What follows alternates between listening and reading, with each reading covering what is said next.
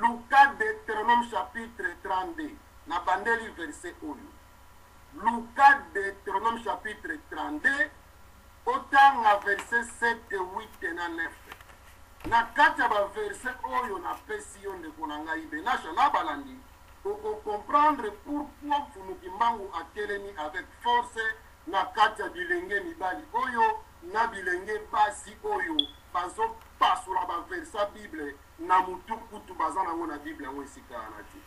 Mais tanga makambo na yebiso ndeko na ko comprendre lolenge ata mokeli akelaka ba nation asalaka ba être suprême na chaque nation. Pour comprendre que lelo Jésus soki bolobi ezali pona mokilo mbimba yeba ke bozo faire ko échouer ce mission à Jésus qui mokile ko kufaka musulman akondimaka jamais Jésus comme sauveur na ye.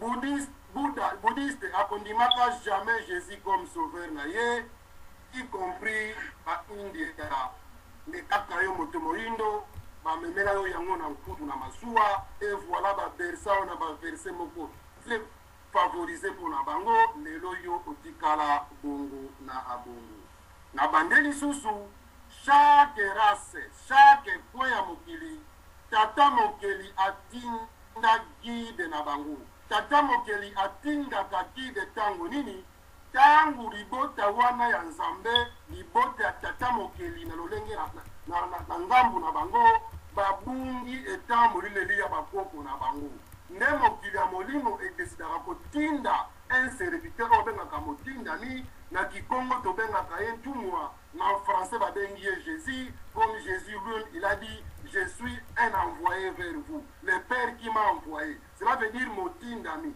motindami ya tata mokeli ndeko na ngai bolanda ayaka soki libota ya tata nzambe babungi etambo lileli ya bakoko na bango yango mokili ya molimo etindaka gini moko aya na maloba oyo babungisaki po erekole bango na mokili ya molimo lolenge moko pe Yesu ayaki aye uniquement pour na peuple ya Israël Matthieu chapitre 15 verset 24 lolenge moko pe prophète Mohamed aya pe Bouddha atelemaka lelo Mfumukimbangu aye kaka na mantambe ya bayaya kipa mvita maloba yango batika yango biso lelo bana bilembo telemi na yango na kanisi na kokende susu mwa mangu bisika ndeko nentiulu azali soki azana maloba kobakisa bongo abakisa maloba potokoba ndeko nentilulu papa ndombe alobi fongola mikro na yo na pesio maloba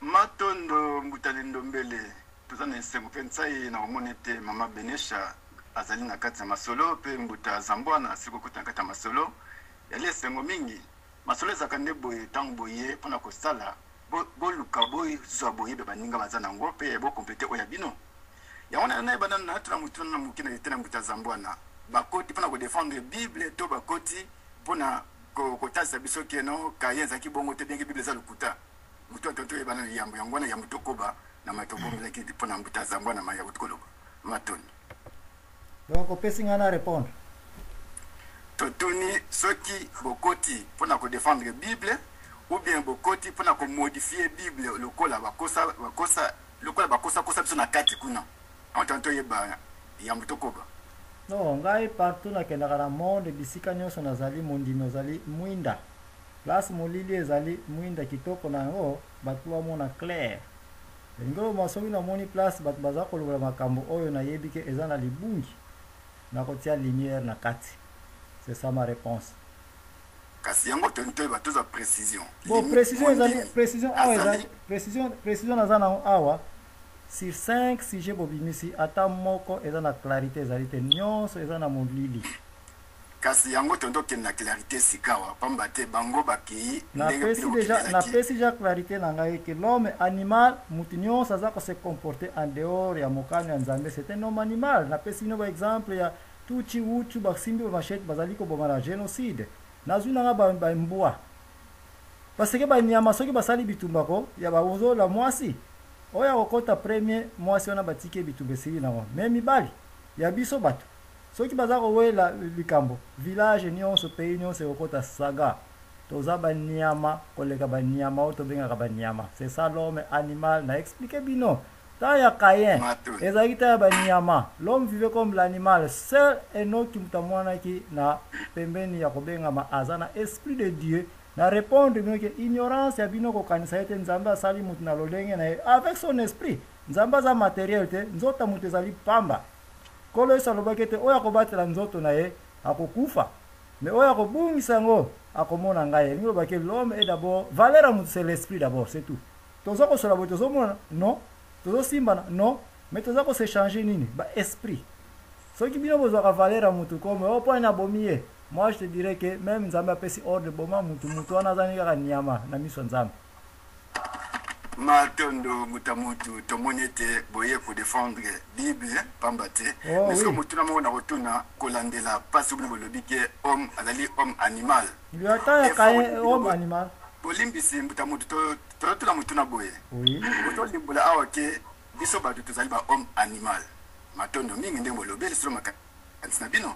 So effort nini bino bozali kosala po te mutu alungu na homme animal oyo wana ndenge bopesi ndakisa oyo wana ke lelo Rwandais azokata bandeko ne na machette parce que c'est homme animal bino siko attaqué homme oyo azali homme créateur ke nzamba Yesu apesi bino bwanya pe confiance et loko nini bozo kosala effort ni bozo kosala pamba te bandeko basi machette bazali ba chrétien lokola bino bazape bato ya lumière lokola bino bangwana pe bazosala nyonso wana oyo nyonso tozokomona pe na kati na eleko oyo nyonso tozokosufri yaka bakretien baza pe kaka bato bayebi Yesu toyebi te bino effort ni bosala na ete no yambo na kota la deuxième moi synthèse ya mibale oyo osala nango yambo tokota na ete ni oyo totika bande mosusu baloba yambo tokota wana tozosala na mboka na bino mbuta nzambwana. Réponse na ngai eza na deux phases. Phase ya liboso eloko nini boza kosala na banza bomonaka ba église etondi partout au monde bongola motema wana premier effort na biso. Deuxième effort na biso olobi ete ba chrétien baza ebele baza kobomanaka ba chrétien baza kosala boye ba pasteur kutu baza okoyoka pasteur abomaki mwasi na des choses pareilles. Alors nakoyebisa yo pe na banza osi oyoka na Bible quelque part place Santu Petelo akataki litoyi ya soda. C'est pour vous dire que foi ya mutu, kondima ya mutu, sainteté ya mutu, il faut qu'on maintenir yango. On maintenir yango te on perdre yango. Mutu même na dernière minute ko ino koma homme animal ndenge Judas Iscariot na minute suka akoma inepe homme animal à vous l'antenne. Matondo mbuta nezambwana nazana esekona yoka mutu biya no bopesi pe mawa. Na kisa sikoyo be église etondi tozana ndakisa na mboka oya bino moko ka Congo tozaleli na balabala moko soki bandako ezali 100 tozana 99 église sikoyo résultat be église ezali positif to négatif ya kosambela option tozosambela ko tozaba homme animal malobo mboka bino mbuta mutu. Bon, réponse ezali claire. Nzela ya munene yango mutu boulevard ekumba batu na lufelo. Nzela ya muke yango ndi mutekendaka na lola. Bible na biso za koloba na biso ke na minita suka ba makambo nyonso za komona to ya za préparer. Donc oyo saga désordre ezoleka na kati ya ndako na biso le linge sale se lave en famille. Oyo za réponse na wiko pesa mingi soki nazali entre ngai na ngai na bato oyo bayebi ke to respecta ka Bible. Entre ngai na bino réponse na ngai ezali kaka moko, nous sommes préparés pour savoir tout ceci. Oza na raison, place on a pas raison, mais nous sommes préparés pour tout. Boza ko informer biso te to yebi na biso yango. Mais linge sale na kati ya ndako na biso. Mengana fumukimbango naza na question na koposer bino bo continuer. Matondo mbuta mutu omoni tina biso toyeli loko bolobi ke nzela espace ya munene yali espace ya liwa toyebi te na oyo bazo ko apprendre vuvamu na oyo bazo ko apprendre christianisme bana baza espace ya munene bana baza espace ya bomo to espace ya bo ya liwa kala tina biso toyeli lelo yo non na limona na bilo muke tina biso toyeli lelo yo kolandela phrase to français ko bolobi ke mutu azali homme animal ya moto ye poto to longola mutu na eta homme animal wana ndakisa en oyo mbuta zambona ko zala ngo pona mbuta nentsilulu to longola kati na yepo aiba ke mbuta nentso azoko exister parce que ngapi nazoko exister soki nga na zate donc ngai na komi pe ndambo na etena mbuta nentsilulu voilà yango mona ke bilembo okno boyina yango yali pa to défendre boyindo na biso yango so pona lokola bozo ko pesa confiance na Bible yango na natuna na napsona ile ko muke yambo tuna mutuna nazola nete na régie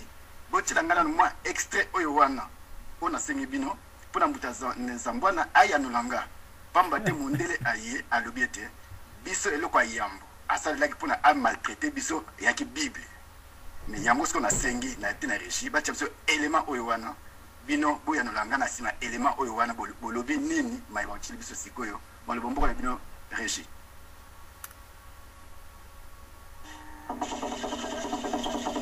La réconciliation. Nous reconnaissons et regrettons profondément que durant la période de la colonisation, beaucoup d'injustices ont été commises par les autorités belges et par le peuple belge, et que beaucoup de souffrances ont été imposées au peuple congolais.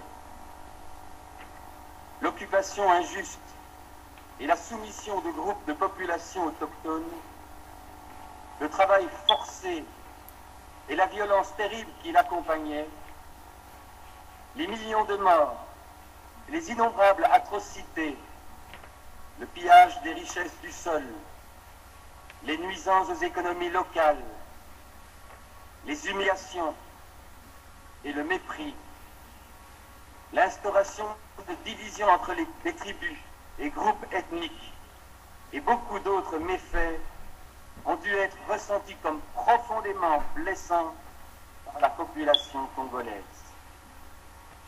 Ces méfaits doivent en fait être considérés comme des péchés nationaux et sont une souillure honteuse pour notre pays qui se proclamait chrétien et civilisé. Nous croyons que beaucoup de chrétiens ont réalisé de bonnes choses de manière désintéressée sur le plan des soins de santé, de l'enseignement, de l'infrastructure et l'annonce de l'Évangile. Mais en tant que Belges, et par conséquent solidaires, nous voulons également reconnaître et confesser que la cupidité et la soif de domination de l'impérialisme étaient les motivations de bon nombre de nos concitoyens. Tout ceci fait que la Belgique a une dette historique immense vis-à-vis du peuple congolais. C'est au nom de la soi-disant civilisation que ces actes barbares ont été commis.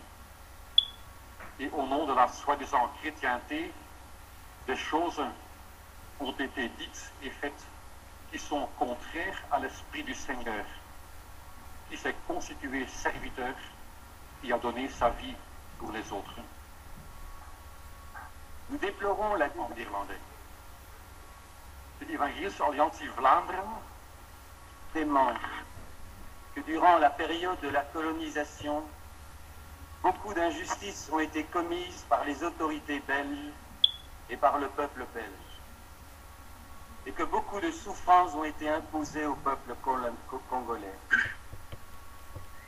L'occupation injuste et la soumission de groupes de populations autochtones, le travail forcé et la violence terrible qui l'accompagnait, les millions de morts, les innombrables atrocités, le pillage des richesses du sol, sans économie locale, les humiliations et le mépris, l'instauration de divisions entre les tribus et groupes ethniques et beaucoup d'autres méfaits ont dû être ressentis comme profondément blessants par la population congolaise. Ces méfaits doivent en fait être considérés comme des péchés nationaux et sont une souillure honteuse pour notre pays qui se proclamait chrétien et civilisé. Nous croyons que beaucoup de chrétiens ont réalisé de bonnes choses de manière désintéressée sur le plan des soins de santé, de l'enseignement, de l'infrastructure et l'annonce de l'Évangile.